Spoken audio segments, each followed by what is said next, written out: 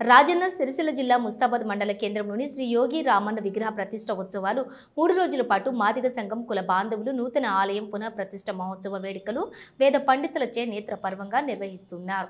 ఉదయం యోగి రామన్న విగ్రహ ప్రతిష్ట మహోత్సవం కార్యక్రమం చేపట్టి అనంతరం మహిళలు పెద్ద ఎత్తున మంగళ హారతులు తీసుకుని వచ్చి స్వామివారికి మొక్కులు చెల్లించుకున్నారు. అనంతరం దాతల కుల బంధువుల సహకారంతో నిర్మాణం చేపట్టి అలాగే అన్నదానం కార్యక్రమంకు జనగామ శరత్రావు దాతగా నిలిచారు.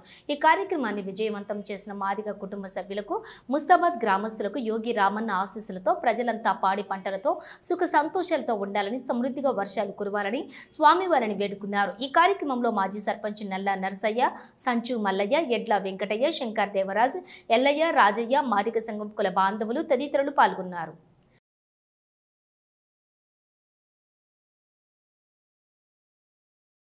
దేవాలయం యోగి రామన్న విగ్రహ ప్రతిష్ట జరగబడింది. 4వ తారీఖు మొదలు 6వ తారీఖు శుక్రవారం వరకు కూడా 3 రోజులు పూజా కార్యక్రమం జరగబడినది.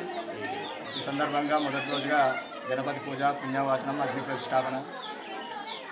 2వ రోజు మంటపారాధన, హోమము, ఆవాహిత దేవత హోమము, ధాన్యాదివాసము, పుష్పాదివాసము జరగబడినది. చివరిగా 3వ రోజు 7:49 విగ్రహ యంత్ర ప్రతిష్టాపన మరియు విగ్రహ ప్రతిష్టాపన జరపబడింది.